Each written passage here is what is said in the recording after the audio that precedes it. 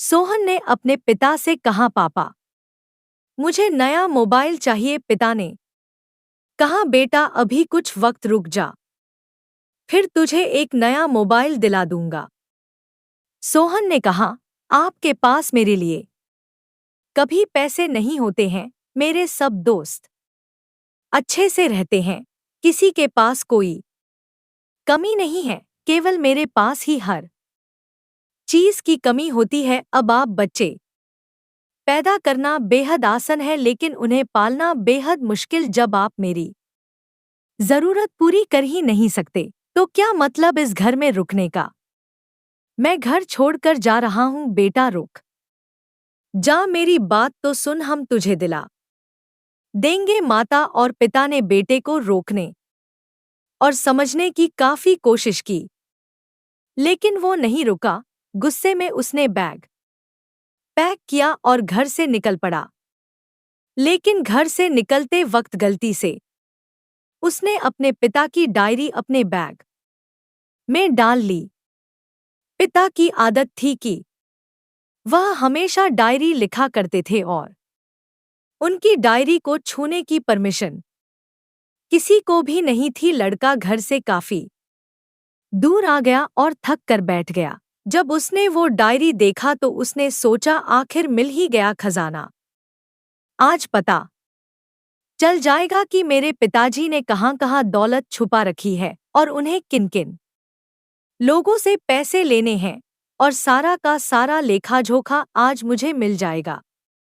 बेटे को लगा इस डायरी में पिताजी की सारे लेन-देन का हिसाब होगा। जैसे ही सोहन ने उस डायरी को पढ़ना शुरू किया, उसकी आंखों से आंसू बहने लगे। डायरी की शुरुआती पन्नों में बेटे को जो बाइक दिलाई थी, उसका हिसाब लिखा था, जिसकी ईएमआई पिताजी अभी तक चुका रहे थे। दूसरे पन्नों में उसके कॉलेज की फीस और एडमिशन का कर्ज लिखा था कि इन इन लोगों को इतने पैसे वापस देने हैं। और सबसे आखिरी पन्ने पर लिखा था कि बेटे को अब मोबाइल दिलाना है, उसके लिए मुझे कौन कौन उधार दे सकता है। उन सभी लोगों के नाम लिखे हुए थे।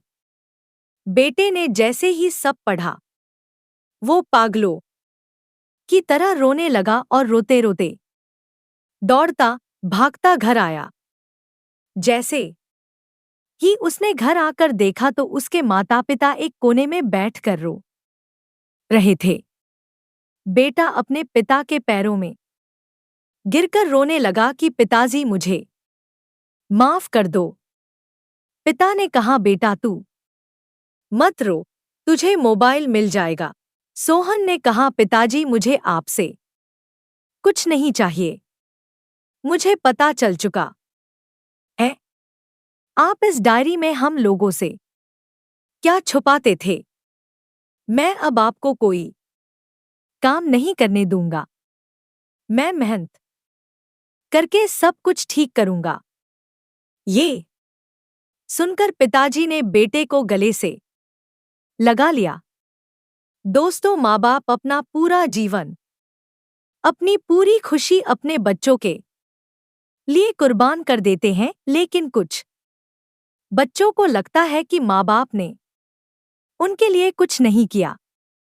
वह कभी आपको अपनी समस्या नहीं बताते, भले ही वह कितनी ही बड़ी समस्या से गुजर रहे हो। रिश्तेदार भी उन्हें नीचा दिखाते होंगे तो भी वो सह लेते होंगे। लोग भी ताने मारते होंगे तो भी वो सह लेते होंगे, लेकिन आपसे अपनी समस्या कभी शेयर नहीं करते, क्योंकि वो आपको कभी दुखी नहीं देखना चाहते हैं।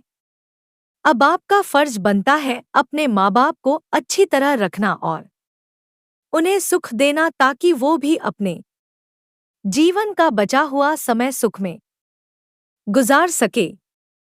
यदि आप अभी भी नींद में सोए हो, तो आप जाग जाइए और अपने शौक पूरे करने पर नहीं, अपना करियर बनाने पर ध्यान दीजिए, क्योंकि अगर आप अपने माँ बाप के रहते कुछ नहीं कर पाए तो बाद में आप सोने का महल भी बना लोगे ना, उसमें भी आपको नींद नहीं आएगी।